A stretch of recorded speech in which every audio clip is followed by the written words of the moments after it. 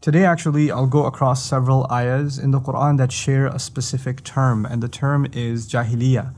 Jahilliyah in the Arabic language means, it comes from the word jahal, which means ignorance, or it also means to be out of control, or to speak out of whim, or to take an action without thinking through it. So acting ignorantly, acting, irrationally, things like that, that's all Jahilliyah. To oversimplify the thing, we could just call it ignorance. Now, the Quran actually attributes Jahilliyah to 4 things, which is really cool. The first of them is Dhannul Jahilliyah, meaning an ignorant assumption. Assumption based on ignorance and assumption based on emotional whim. In other words, you assume the worst about someone, and you assume evil, attribute evil to someone, or you assume guilt when there hasn't been any evidence of guilt. This is all Dhannul Jahilliyah.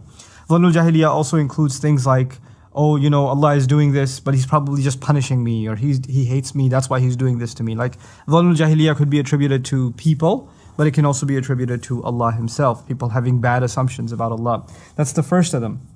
The second of them is Tabarruj al-Jahilliyah, to beautify oneself and to decorate oneself in a way that is ignorant. In other words, human beings naturally have a desire to beautify themselves, and to dress well, to live well, to have a beautiful ride, to live in a beautiful city, to move to a beautiful neighborhood, to go to a beautiful place for vacation. These are things, attraction towards beauty is something that naturally comes with human nature. That's something Allah put inside of us.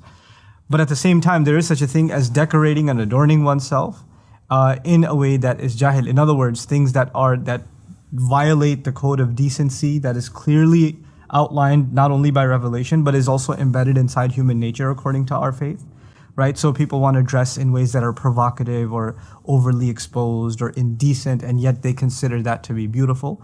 Tabarruj al-Jahilliyah could also be, somebody uses vile, filthy language and they think that that's cool. That's a new kind of tabarruj nowadays. A new kind of beautification is the more vile and the more vulgar somebody is in their speech, the cooler and the more acceptable that is.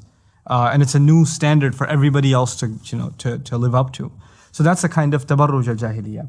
The third, so the first one once again was evil or ignorant assumption, and the second is beautification that is rooted in ignorance. And the third, there's only 4. The third of them is hamiyat al-Jahilliyah. Hamiyah actually means ganging up or siding with someone ignorantly. In other words, your affiliation, your loyalty belongs to a group, and it's really not rooted in anything rational at all. Like people become crazy fanatical fans of a sports team, ready to fight another team after a match. That's a kind of like a hamiyatul jahiliyyah. Or somebody is so convinced that their tribal lineage is superior to the neighboring tribe, and they are willing to insult the other, look down on the other, almost consider them less than human.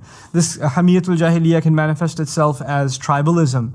It could manifest itself as nationalism or obsession with sports teams and things like that. It can also manifest itself even within Islam as my school of thought, or my shaykh, or my group, or my friends, and we are the ultimate. And this is a kind of hamiyatul jahiliyyah. And when that happens, anything that you feel threatens the integrity or the sense of superiority of your group fires you up, and you're ready to take action, right? So now I've given you 3. The worst of it, hukmul jahiliyyah. Hukmul jahiliyyah is the decision making that is rooted in ignorance. Entire decisions are made because of just whim, for nothing more, And what's really remarkable about these 4? There's a progression here. Because if a society, what becomes rampant in a society is people just make assumptions about each other, dhannul jahiliyyah. And when people are obsessed with the outwardly beautification, so much so that they're even willing to violate the codes of decency, and all that matters is what looks good to them. And then the standards of what looks good gets more and more and more vulgar, right? And then on top of that, in these 2 standards, they're now ganging up with each other, and they're all like, they're united band, and nobody can question it. This becomes the new standard of morality for humanity. Nobody can actually criticize it.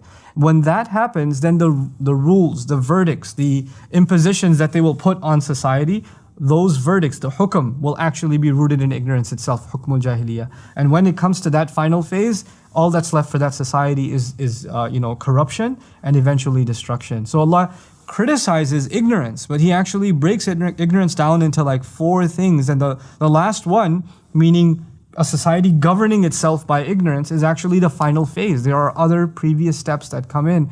And so I find this actually absolutely remarkable that Allah Azza wa Jal pinpoints where Jahiliyyah begins.